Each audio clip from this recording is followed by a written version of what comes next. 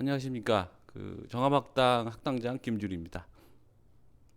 원래는 뭐 인사 말씀을 연구실장님이 해주셔야 되는데 연구실장님이 개인적인 사정이 잠깐 있어서 제가 오늘 대타로 뛰게 됐습니다. 오늘 저희가 진행하는 강좌는 영구장께 고전 읽기 디오게네스 라에리티우스의 유명한 철학자들의 생애와 사상 여섯 회의 강의를 마련하고 오늘 첫 회를 김재홍 선생님이 맡아주셨습니다. 오늘 진도 부분은 이제 1권인데 책 전체의 시작이니만큼 이 책을 어떻게 읽고 어떻게 이해할 것이며 뭐 관련된 또 여러 가지 소재들을 좀 전문적인 내용과 섞어서 개관을 해주실 것으로 알고 있습니다. 강의 맡아주신 김재홍 선생님은 정화막당 연구원이시고 아리스토텔레스 연구자로서 니코마코스 윤리학, 토피카 등등 아리스토텔레스의 주요 중요한 저작들을 많이 번역하셨고 관련 심화된 연구들 오랫동안 진행하신 아리스토텔레스 연구에 중요한 역할을 해오신 분입니다. 거기에 머물지 않으시고 헬레니즘 철학에 관해서도 연구를 많이 하셨고 또 번역 스토아학파 관련 번역도 여러 편 갖고 계시고 또 이번에 디오게네스 라에리티우스 번역에서도 참여하셔서 좋은 번역을 해주셔서 오늘 또 좋은 강의를 해주실 것이라 기대하고 있습니다. 김재홍 선생님 모시겠습니다. 네, 안녕하세요. 예, 앉아서 하겠습니다. 소리 나가고 잘 들리고 있죠? 네. 제가 맡은 것이 오늘 제1권인데요.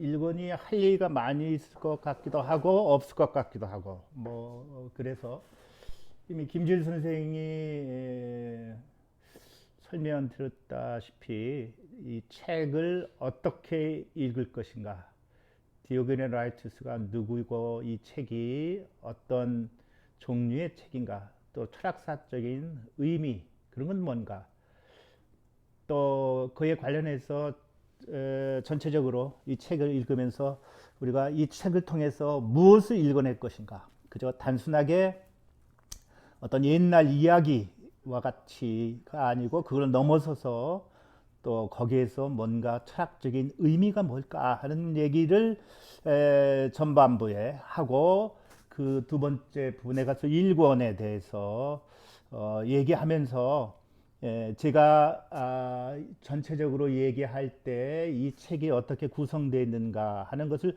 구체적인 대목을 지적하면서 이렇게 되어 있다 하는 얘기를 하도록 하겠습니다. 우리 그래서 제가 특별하게 준비한 것은 없고요. 여러분한테 간 것은 제가 강의를 하기 위해서 준비했던 메모였습니다. 예, 그거를 제가 말씀드리고요. 그러니까 여러분 혹시 책 갖고 계신 분은 제2권 403쪽에 옹기니 해제가 있습니다. 이건 이제 김주일 선생님이 대표적으로 쓰셨는데 요 해제부터 제가 이야기하도록 하겠습니다. 이 책이 우리가 유명한 철학자들의 생애와 사상이라고 얘기했지만 이 책은 흔히는 되게 철학자들의 생애 이렇게 약칭해서 쓴 것으로 알려져 있고요. 또 우리의 이 책에 우리가 텍스트로 얘기했던 도란디라는 사람이 편집한 그 책은 제목은 또 굉장히 길게 돼 있어요. 철학자들의 디오게네스 라이투스의 철학자들의 생애와 사상, 유명한 철학자들의 생애와 사상, 그리고 또 각각의 학파에서의 간결한 모음 형식으로 간결하게 모아진 각각의 학파에서 받아들이는 어떤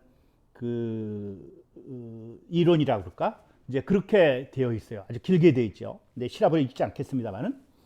근데 여기서 그 학파라고 하는 거, 각각의 학파 그렇게 되어 있죠. 그러니까 이 학파라고 말할 수 있는 것이 어떤 것인가 이제 그런 게 있을 수 있는데 이제 그 얘기는 이제 차차 하도록 하고요.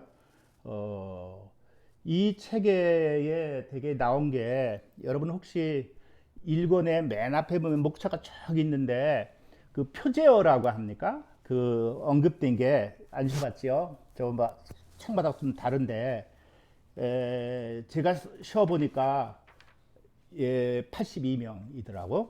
82명. 그러니까 대단한 거지요. 이게 82명의 표제어를 놓고 그에 관련된 생애, 일화, 또 철학, 그 저작의 그 사람들의 생애를 간결하게 뭐 이렇게 써 있습니다. 또 이 디오게네스 아레투스 우리 해제해 보시면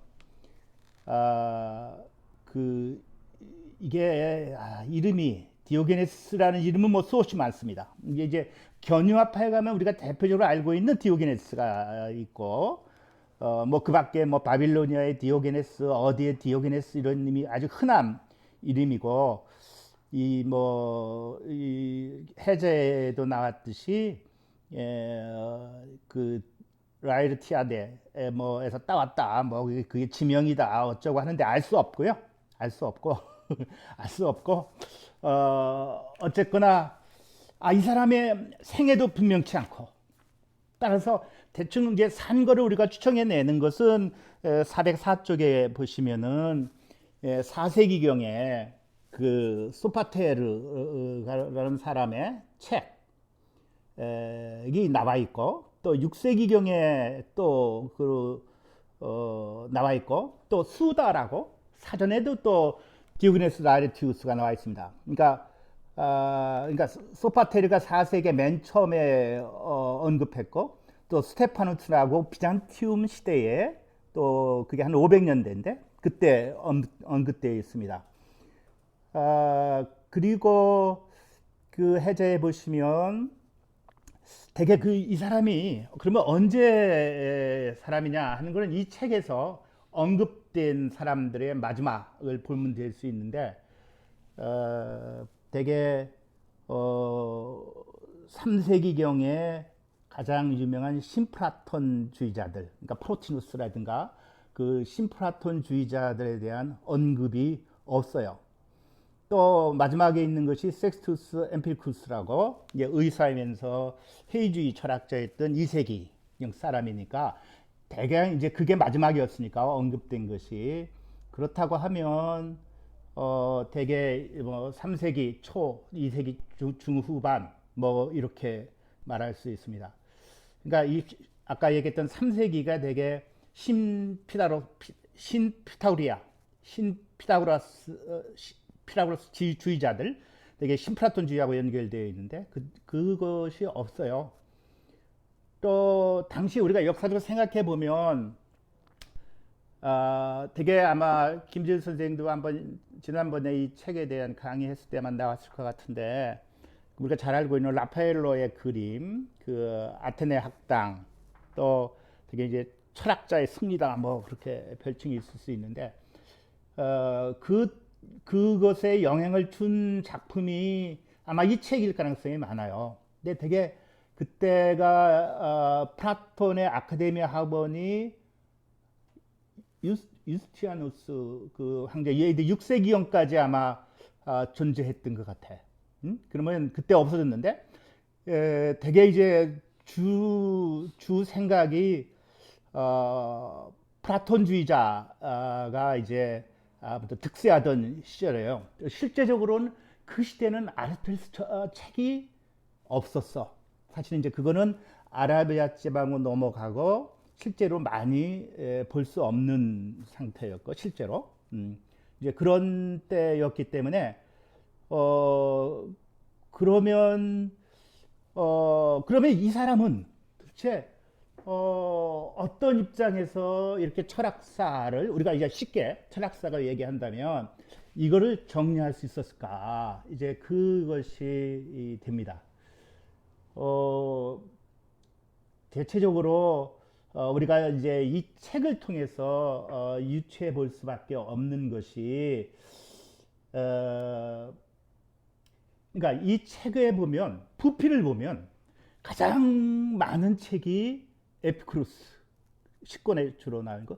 그 다음에 또 한 가지는 플라톤입니다. 세 3권으로 하나 독립되어 있어요. 가장 부피가 2개가 제일 많습니다. 이제 그런 걸 보면 아마 당시에 이 사람이 살던 시대에 어떤 주류의 철학자가 어떤 것이라는 것을 우리가 염두에 둘 수 있고, 또 이 사람이 또 회의주의자, 필로니즘의 어떤 방식을 갖고 있지 않느냐, 뭐 이런 얘기들이 뭐 있습니다.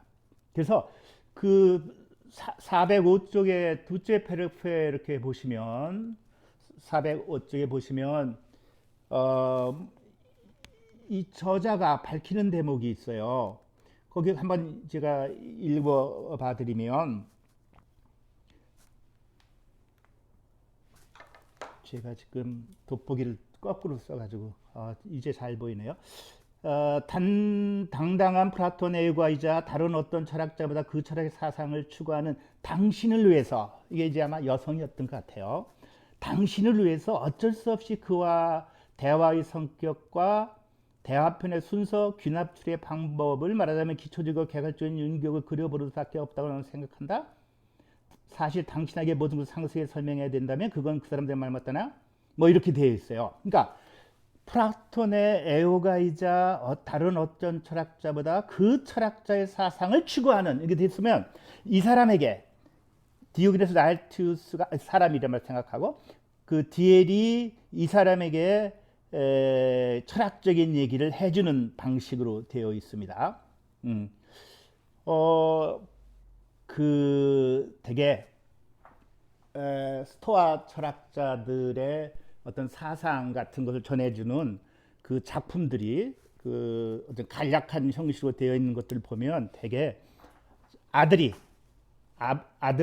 아버지가 아들에게 어떤 철학을 가르치는 그러한 방식으로 이렇게 저술이 되어 있는 게 많아요. 그러니까 그런 작품들이 많이 부분 전해지는데, 그런 작품, 그런 간략화된 그러한 어떤 보고 양식 같은 것이 아들에게 가르쳐주는 그 방식이었던 그런 것이 책으로 남아있고, 그것이 스토아에 대한 철학을 우리가 이해하는 아주 중요한 것이 있는데, 바로 이 대목도 그런 겁니다. 애호가이자 다른 어떤 철학자 그 철학 사상을 추구하는 당신을 위해서, 그러니까 누군가에게 뭔가를 알려주기 위해서, 보고해주기 위해서, 가르치기 위해서 이제 이러한 어떤 저술 형식을 갖고 있습니다. 또 10권에 가서도 뭐라고 되어 있냐면, 그의 핵심적 학설뿐만 아니라 인용할 만한 가치가 있다고 생각되는 어떤 언설이 있으면 제시하도록 하겠다. 그렇게 해서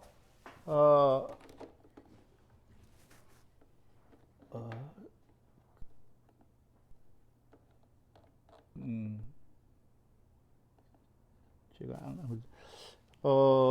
당신이 모든 측면에서 이 사람을 잘 이해하고 판단할 수 있게, 하지만서 어떤 철학자의 학설, 인용할 만한 가치가 있다고 생각되는 어떤 언설 같은 것이 있으면 그를 잘 이해하고 판단할 수 있도록 도와준다는 의미에서 이 책을 썼다. 딱 두 대목이 이런 언급이 있어요. 이제 이런 걸 보면 이 책의 디오게네스 라엘티우스의 어떤 의도 같은 것을 우리가 읽어낼 수 있습니다. 그러니까 당신이 누구냐? 그건 알 수 없고, 알 수 없고. 이게 또 10권, 9권에 가면 우리의 아포로디데스와 우리의 아포로디데스. 이게 이 사람이, 그러니까 자기가 살던 시대, 자기가 어떤 그에서의 아포로디데스하고 이게 누구냐? 이게 우리의 아포로디데스 이렇게 얘기했거든요. 이 사람이 이제 회의주의자입니다.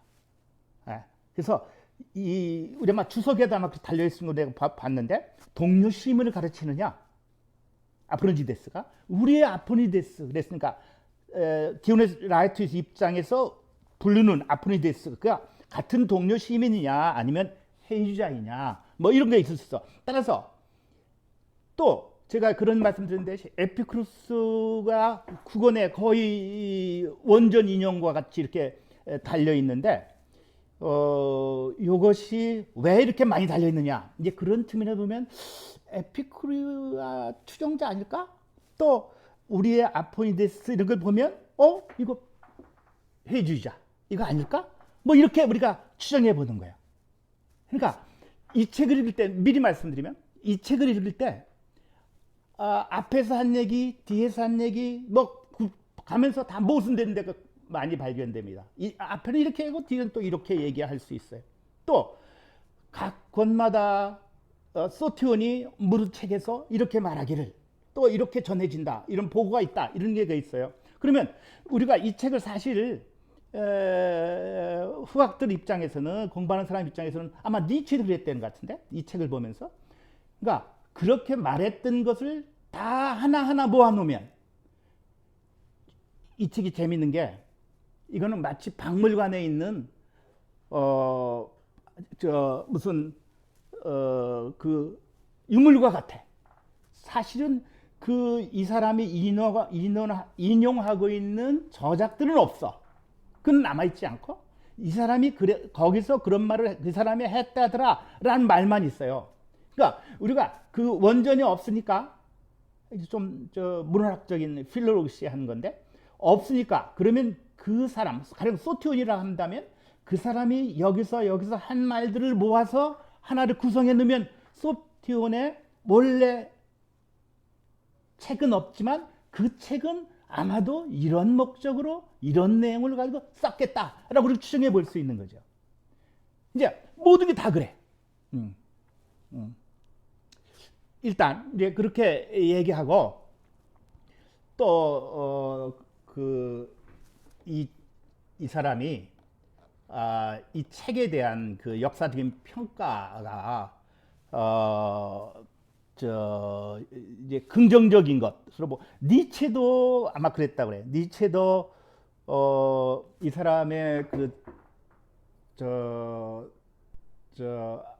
니체 전집에 보면 우리나라 번역되어 있는데 그 전집에 보면 포소크라티커 소크라테스 이전 철학자들에 대한 것을 강의했어. 자기가 번역해가지고 당시 번역이 없었으니까. 근데 대단히 잘된 번역이 아니야.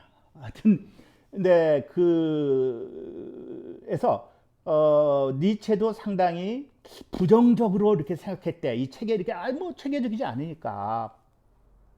그래서 니체도 그러나 나중에 가서는 다시 한번 이게 하면 뭔가 여기에 철학자들의 이러한 생애 사상을 단편적으로 전해주면서 그 속에 뭔가 하나 철학자들이 추구하는 정신 같은 것은 있겠다. 그래서 나는 이 책을 좋아한다. 그러니까 사실 옛날 사람들 이 책이 뭐 요즘에는 뭐 대단히 중요하다 뭐 그러지만 전거로서 중요하다. 특히 에피쿠로스 스토아에 관해서는 하나의 원전으로서 중요하게 치지만 사실 이 책을 그렇게 높이 평가하지 않았습니다. 그러니까 낮잠 자면서 한번 읽을 수 있는 재미난 그런 것 정도로 생각했습니다. 대표적인 사람이 베르너 예거야. 베르너 예거는 알테스 전공자인데 이 사람은 디오네스 라이트를 가르쳐서 큰 바보다. 큰 바보다. 그레이트 이그노라무스라고 그랬어요. 큰 무식쟁이다. 또 에피쿠로스 이 책의 에피쿠로스 부분을 따로 다른 물론 텍스트를 보면서 다시 편집해 놓은 우제너라는 독일 사람도 이 사람은 아시누스 게라무누스라고 해서 퍼펙트 에스 아주 큰 멍청이 뭐 이렇게 얘기했습니다. 완전히 그 멍청하다. 그러니까 뭔가 시스테마틱하지 않아. 더군다나 이 책을 읽으면서 우리가 생애 부분에 관련해서는 팩트와 레전드가 섞여 있어. 사실도 있고 사실은 어떻게 확인하느냐? 이 책 이외에 다른 책에 나와 있는 전거를 통해서 고찰해보고 살펴보니까 요건 사실이야. 근데 거기에 전설이 또 되게 많아. 전설이 많을수록 그 사람은 유명한 사람이야.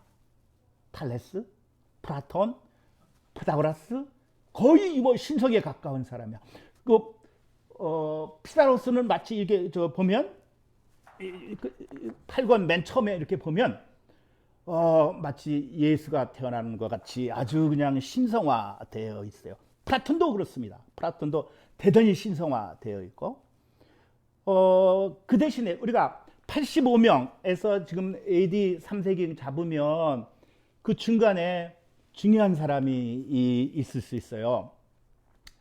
지금 한 얘기 조금 이따 다시 이게 정리하겠어. 간단하게. 그 중에 빠진 사람들이 로마 철학자들은 없어. 중요한 건 라틴어로 쓴 사람들은 없어. 이게 중요해.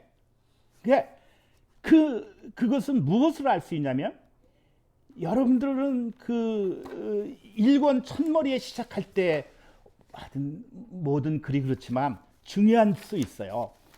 여러분들은 아마 그거 등한시할 수 있는데, 맨 처음에 보면 서론, 철학의 기원의 장에서 어떤 사람들은 철학 활동이 이민족들에서 시작되었다고 말한다. 그러니까 이민족에서 시작되었다고 말한다. 누군가가 말해. 그러니까 뭐야? 이걸 부정하고 싶어 하는 거지. 그럼 이민족 아니면 뭐예요? 그리스어를 하는 사람들에서 시작됐다는 얘기를 하고 싶어 하는 거야. 기본적으로. 그러니까 85명 중에 거의 시라버로 한 사람들이 추가되고 있습니다. 근데 그 중에 빠진 것 같은 걸 생각해보면 대표적으로 이제 AD 1세기에 활동했던 후기스토아는 없어. 세네카, 마르크스 알레스는 뭐 예로 치더라도 에피테스수가 없지 않고 딱 한 군데 나와. 에피테스에 대한 얘기가.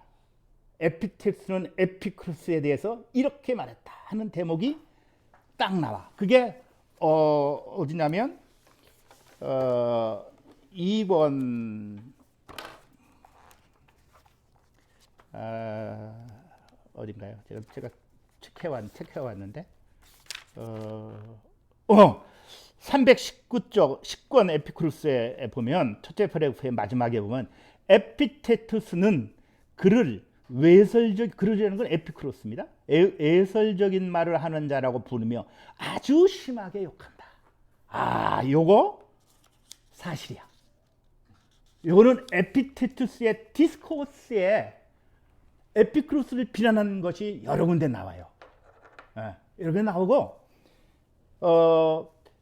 이 에피테투스는 AD 1세기, 2세기경, AD 50년경부터 한 100년, 뭐 그쯤에 활동한 사람이야.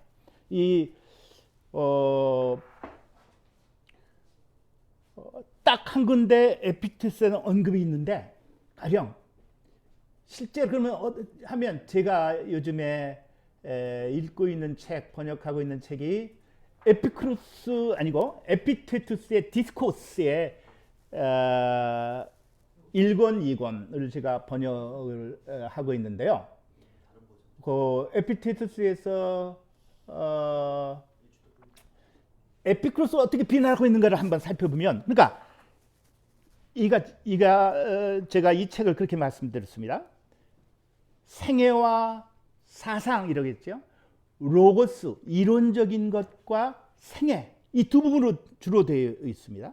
근데 이 로고스라는 부분에서는 아주 간결해요. 아주 논리적으로 시스테마틱하게 이론적으로 설명하지 않아. 플라톤의 이데아론이 뭐 이렇다 이렇게 하지, 어떻게 이데아론이 뭐 철학 내에서 어떻게 뭐 의미 있고 그런 거를 체계적으로 설명하지 않고 그저 간결하게 전해주고 있어. 근데 그런 걸 보면 이 디오게네스 라에르티우스는 어떤 철학이라고 하는 것이 그런 이론적인 것보다는 오히려 삶의 태도, 삶의 방식, 이제 그런 거를 가르쳐 주는 것. 그러니까 아까 우리가 뭐 3권 47절 10권에서 당신을 위해서 뭐 하고 당신이 이해할 수 있고 판단할 수 있는 측면에 도와주는 측면을 주로 얘기하고 있어.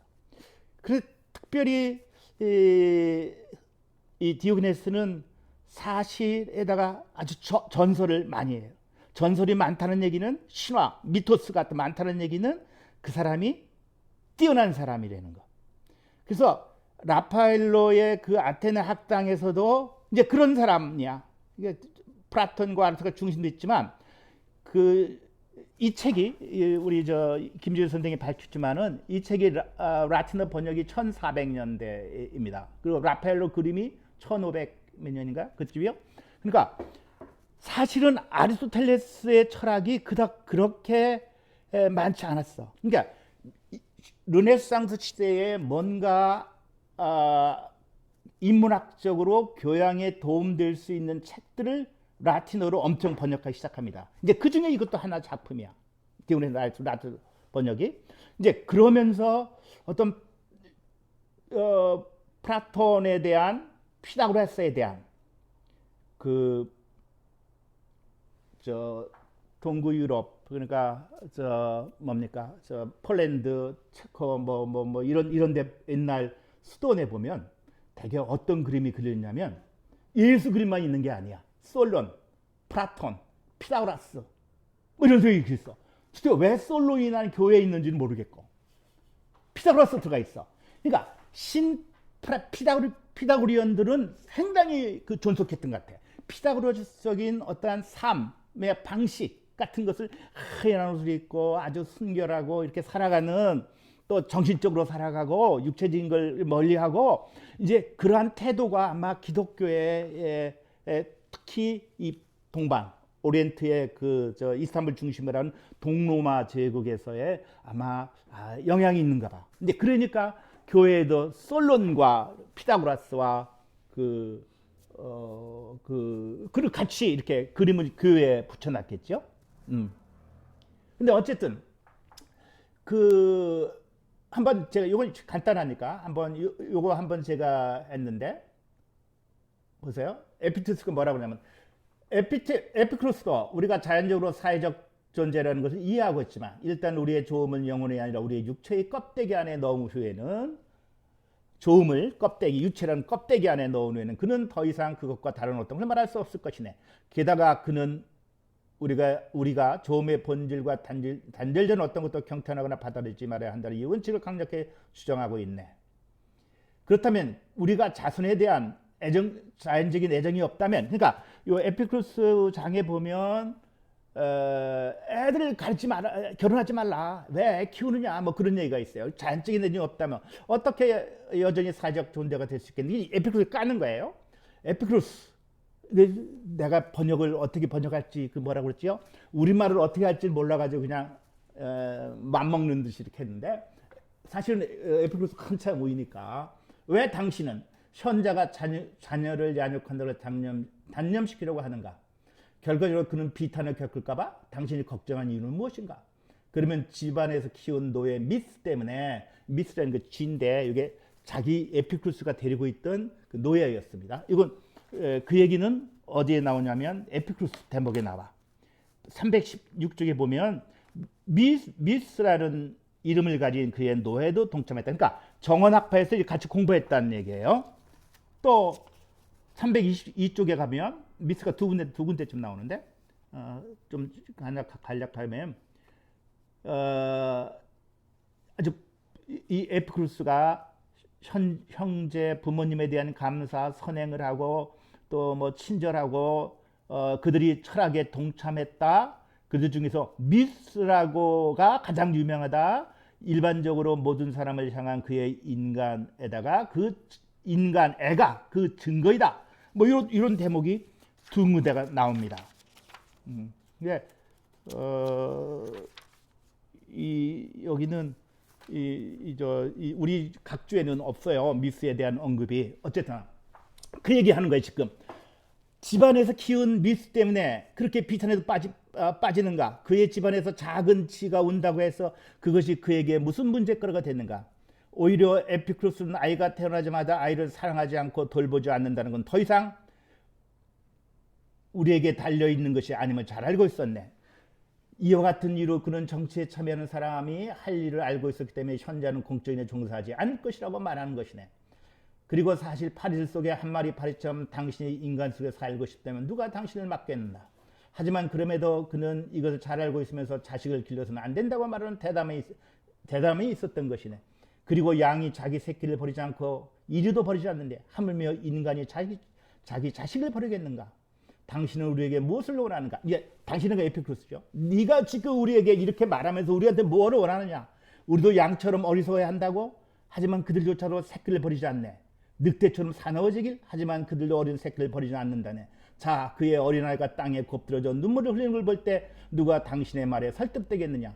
내 생각으로는 설령 당신의 어머니와 아버지가 당신의 그런 말을 할 것이라고 예견했더라도 그들은 당신을 참아버리지 않을 것이라고 생각하네.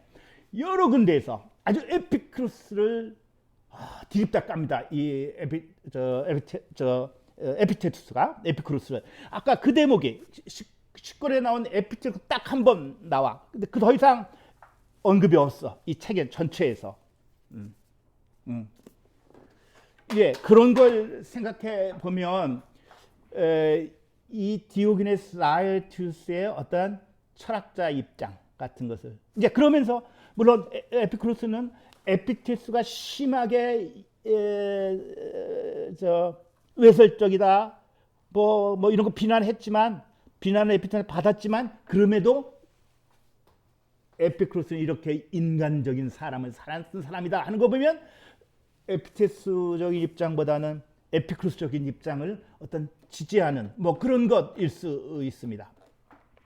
지금까지 한 얘기를 요약하면서 어떻게 우리가 이 책을 읽어야 되는 얘기를 그리고 이 책에서 무엇을 우리가 배울 수 있을까 하는 얘기. 이거는 옥스퍼드의 나 이거 잘 못 썼다고 생각해요. 옥스퍼드 컴패니언 투 필로조피라는 이거에서 거기 뭐라고 나왔냐면 요 디오게네스 라에티우스 항목이에요. 이게 항목인데 이런 책이다. 그러니까 무비판적으로 가히 가지고 가히 잘라가지고 표절한 거지. 갖다가 다 붙였다 이거야. 그렇죠. 탈레스로부터 3세기의 헤이주자까지 이제 이렇게 해놨어. 그러니까 이 말이 정말 무비판적으로 그랬을까? 나 이게 지금 의심 가는 대목이야. 제가 아까 말씀드렸는데 디오게네스 라에티우스가 전거로 갖고 온 모든 책은 없어졌어. 그러나 우리는 이 사람을 통해서 이 사람들이 이렇게 얘기하고 이렇게 얘기하고 또 이런 사람들이 어떤 철학의 삶의 방식을 갖고 있었고 이제 우리 그걸 해. 이제 그것을 분명히 디오게네스 라에티우스는 가령 생애에 관련해서도 철학에 관련해서 그렇지만 로고스에 관련해서 이론적인 데도 관련돼서 그렇고 생애에 관련해서 그렇지만 어떤 보고는 이렇다. 어떤 보고에 따르면 이렇다. 어떤 보고에 따르면 이렇다. 이 중에 특별하게 선호하는 것은 없어. 되게 무미공주해. 대체적으로 무미공주하게 이러한 보고, 이러한 보고, 이러한 보고가 있었다는 거지 거기에 대해서 어떤 간섭을 하지 않고 있습니다. 그러니까 오히려 철학사를 어떤 철학을 후세에 보고한다는 입장에서 보면 더 뉴트럴한 측면을 갖고 있어요. 무비판적이 아니라 오히려 비판을 하지 않고 그 비판은 독자에게 맡길 수 있다는 측면. 그런 거 염두에 한번 두시고요.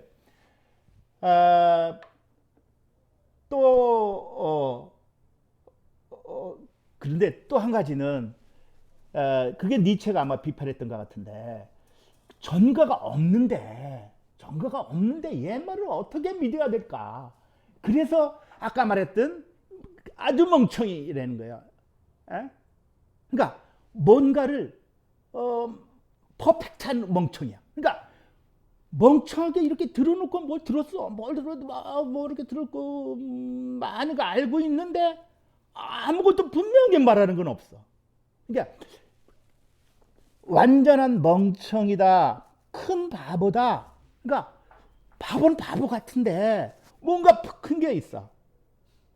사실 그게 우리가 패러독스하긴 하지만 그걸 찾아내는 게 중요해.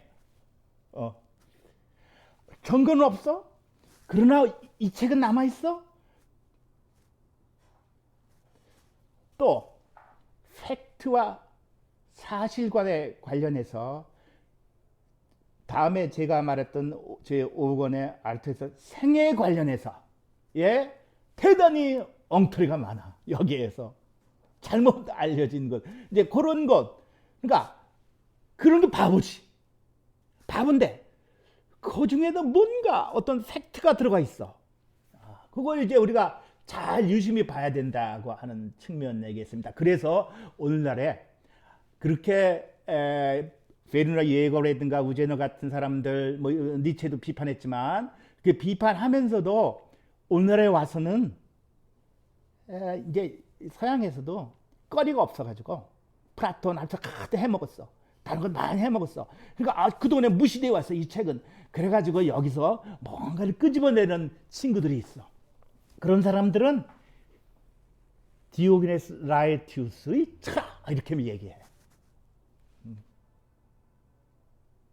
그래서 잘 알다시피 이 사람도 이 책에서도 에피쿠로스, 소크라테스 이전, 또 스토아 이런 데에 대해서는 중요한 전거, 중요한 자료를 제공해 주고 있고, 여기에 또 어떤 일화되든지 역설적인 것으로 어떤 것을 보여주고 있다는 거. 그러나 여기도 그렇게 말하고 있어.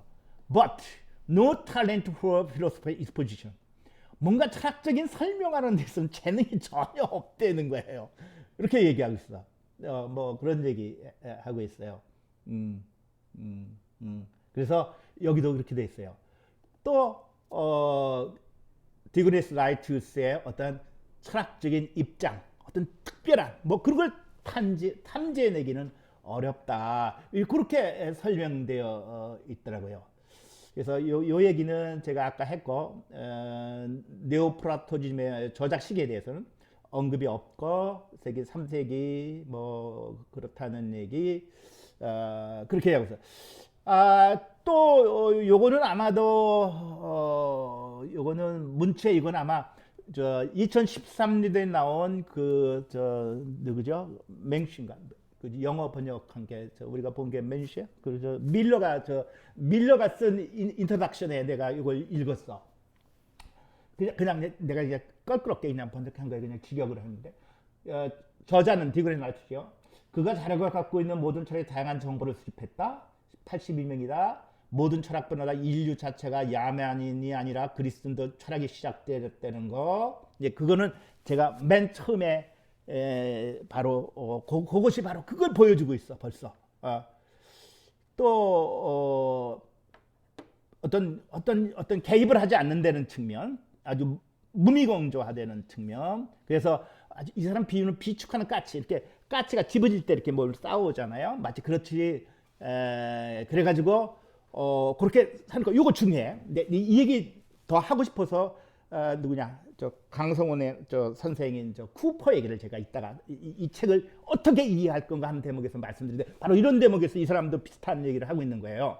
그러니까 어떤 사람이 그 사람 생애를 그렇게 말한 이유, 그리고 그 사람이 그렇게 단편적으로 그렇게 얘기하는 그 말과 그 생애가 일치하는지 일치하지 않는지, 이걸 보여주려고 해.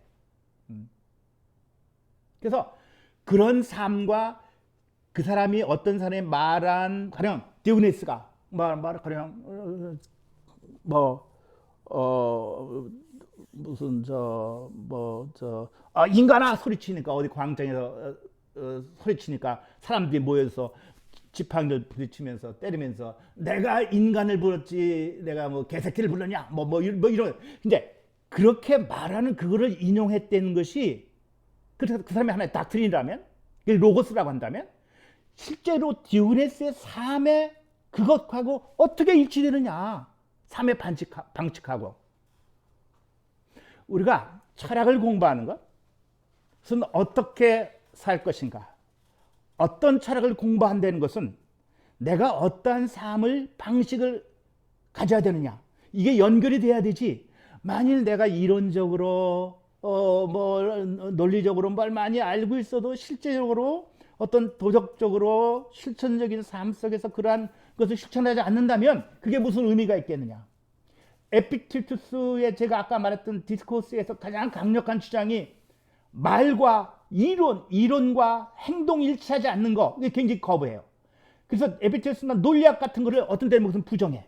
그런 거 공부하면 안 된다. 중요한 건 도덕적으로 아가토스를, 덕을 어떻게 실제로 행하는 거, 그게 중요한 거지. 이제 그런 얘기 많이 하거든요. 그러니까 디오게네스 라ertius 바로 그 점에 있을 수 있어. 그건 우리가 읽어내기는 것이긴 해요.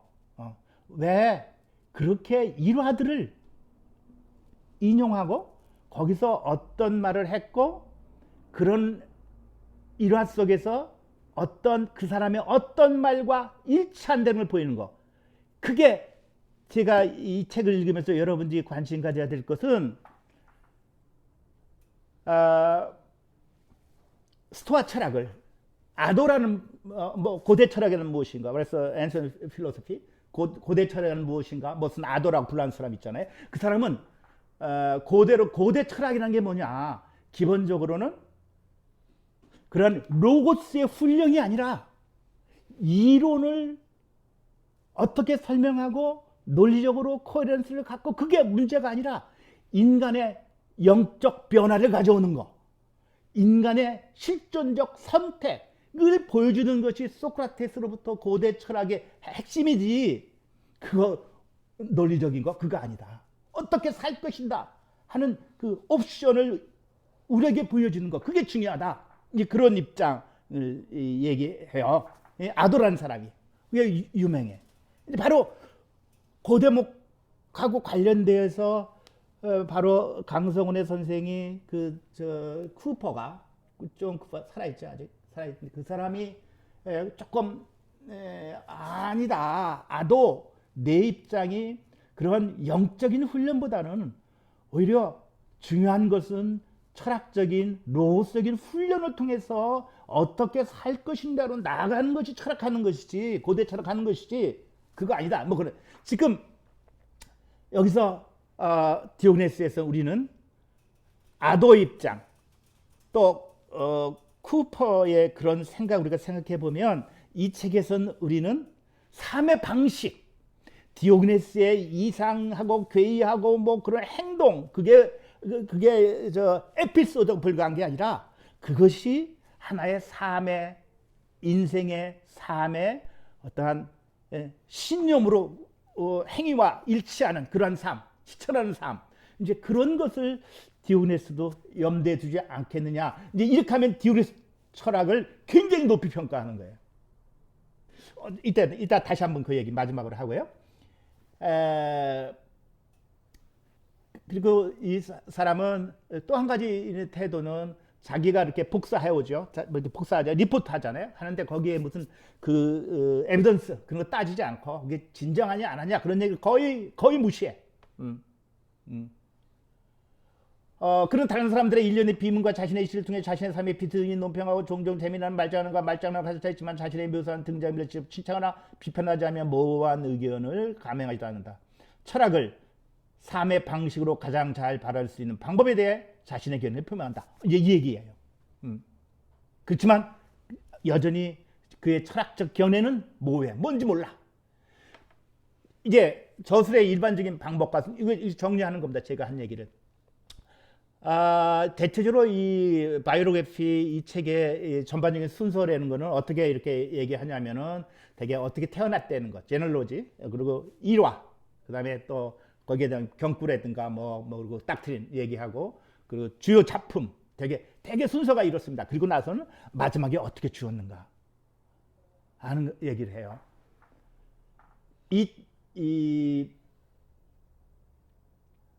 만약에 우리가 이 책을 서양 철학사의 서양 철학사로 본다면 이 책을 평가할 때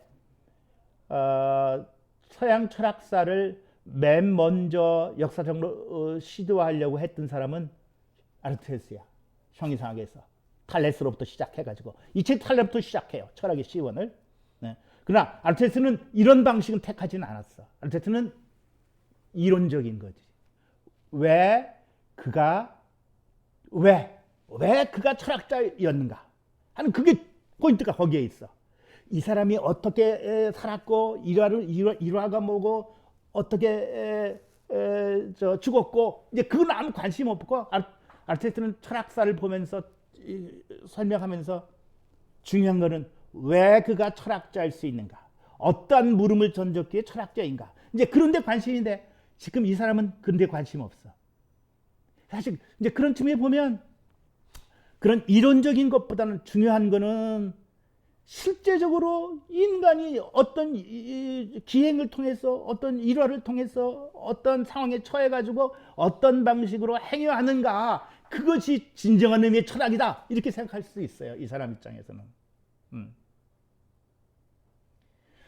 또 한 가지 제가 이 사람은 철학을 나름대로 학파를 나누면서 나름대로 어떤 계승관계를 그렇게 해요. 뭐 전부 다 그래. 누구는 누구의 제자이고 누구는 누구의 제자이고 이런 그런 계보를 얘기하고 있습니다.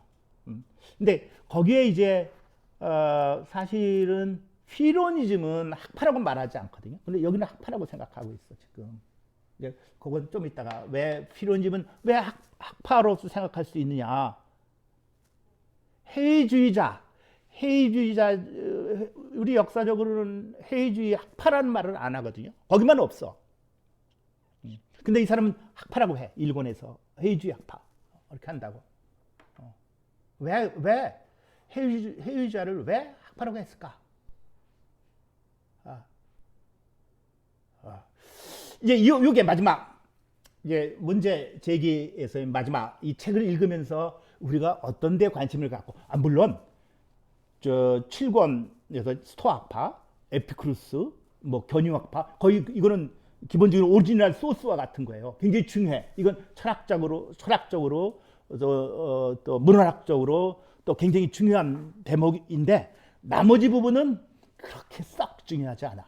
사실 플라톤의 생애에 관련해서는 프로타로코스라든가 굉장히 많은데 사실 이 책을 좀 무시하는 경향이 많아. 너무 신격화되어 있어가지고. 그러면 그런 나머지 그렇게 신격화되어 있고 레전드로 가득 찬 그 속에서 기행과 뭐 태어난 거 뭐 그런 과정 속에서 우리는 어떻게 이 책을 읽어야 되느냐. 여기서 이제 우리는 로고스와 비오스와의 관계, 어떤 이론적인 것과 삶, 이론과 삶, 그래서 이론과 어떤 삶의 방식의 문제. 그러면서 이 책 제목도 그렇지만 생애와 사상, 생애와 사상을 우리가 어떻게 일치시킬 수 있을까 하는 거. 여기서 제가 아까도 얘기했던 아도와 쿠퍼의 견해를 제가 얘기하려고 합니다. 그러니까 아까도 얘기했지만 이 아도라는 프랑스의 이 철학자는 뭐 마르쿠스 아urelius, 뭐 에피테투스, 그리고 스토아의 후기 철학을 주로 얘기하면서 고대까지 다 올라가지만 거기서 근본적으로 철학이라고 하는 것은, 고대 철학이라고 하는 것은 이 영적인 변화, 인간에게 뭔가 영적으로 변화를 주려고 하는 것이다 하는 데 대해서 이 쿠퍼의 얘기입니다. 쿠퍼의 이 책은 어떤 책이냐면 지혜의 추구에서 소크라테스로부터 프로티누스까지의 고대 철학에서의 어떤 6가지의 삶의 방식이라는 책입니다. 이 책 제가 강성훈 선생님 보고 이거 번역하면 어때? 그랬더니 저도 책만 사놓고 보지를 못했어요. 뭐 그래서 선생님이 아시죠? 뭐 그래서 나도 뭐 못해. 굉장히 중요한 책이에요. 근데 이거 보면 이 사람도 뭐라 그러냐면 고대 전통에서 철학자가 된다는 것은 뭐냐? 근본적으로는 어떠한 자신의 삶을 살아가는 어떠한 데 있어서의 이걸 강조해. 고대 철학에서 자신의 추론의 능력, 그러니까 로고스적인 측면이지. 아도는 오히려 그런 로고스를 공부하려고 하는 것이 아니라 인간의 어떤 spiritual exchange 그런 걸 굉장히 중시한다는 말이죠. 이거 대해서 쿠퍼는 그가만 가진 거 안 돼. 네 생각도 그런 측면이 있지만 이성의 어떤 추론하는 그 능력 그거 중시한다 하는 거. 이게 본질적으로 이런 토대 철학적인 삶이 이루어진다 하는 얘기고 또 어떤 철학자가 되기 위해서 무슨 철학자 하는 것은 어떠한 되든지 간에 이 아도는 뭐라고 했냐면 중요한 거는 이그디스텐셜 옵션. 그리고 자기 학파, 자기 철학의 이론과 어떤 완전히 개인적으로 합일돼 가지고 개인적으로 이렇게 뭐가 통합돼 가지고 그래가지고 될 때 필요한 어떠한 존재적인 옵션을 우리가 선택할 수 있어야 된다. 이게 아도가 수다가 되려고 했던 사람인가요? 아마 카톨릭이 되려고 그런 신부 같은 거 되려고 했던 사람이야. 아마 그래서 자기의 어떤 존재적인 물음 같은 것이 배어 있어서 아마 고대 철학을 그렇게 이해했던 것 같기도 해요. 근데 요즘에 아도를 공부하는 사람이 되게 많아. 팬들도 많고 서양에도 그렇고요. 특히 이 후기 스토아 철학에 관련해서 질이라는 사람도 크리스토퍼 질인가? 그 사람도 그렇고. 그러나 쿠퍼는 딱 해. But that is incorrect. 그건 틀렸다. 이미 아까 철학자가 된다는 건 뭐냐? 그거는 이성의 능력을 발휘할 수 있도록 그거 하는 거 훈련인데 이거 이센셜한 옵션 그런 거 아니다 하는 얘기. 그래서 결국은 이런 고대 철학자들의 이런 거에서는 결코 이그지스텐셜한 것은 없다. 그런 거는 따라나지 않는다. 그러면서 뭐 철학적 진리를 추구하면서 철학적 추론에 지지하고 또 이 철학자 학파들은 추론의 역시 능력도 강조하죠. fully 하고 correct하게 그런 능력을 발휘할 수 있어야 된다. 이제 그걸 통해 가지고 우리는 어떤 가치를 어떤 행동을 우리가 이제 관해서 이렇게 포착해내는 거지. 그거 이미 내가 어떤 철학을 공부한 것이 그 사람의 영적으로 되려는 건 아니다. 오히려 철학자는 훈련을 통해서 로고를 통해서 인간의 행위로 나가야 되지 하는 입장이 이제 쿠퍼의 입장이야. 그래서 고대 철학자에게서 우리가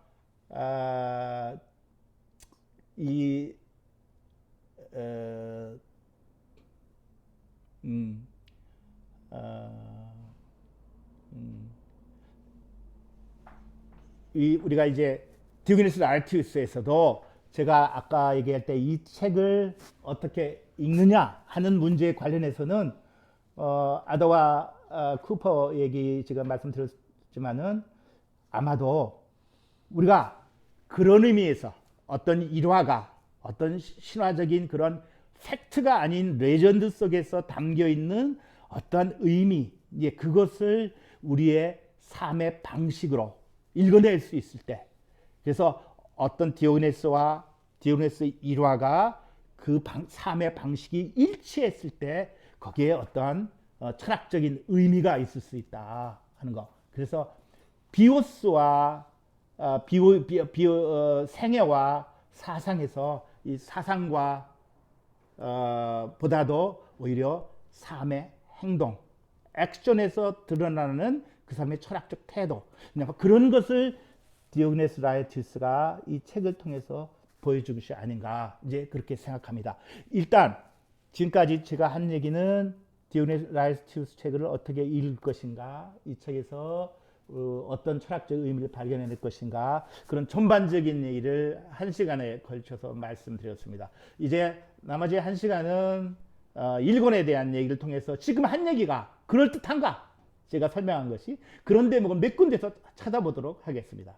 일단은 잠깐 쉬었다가 할까요?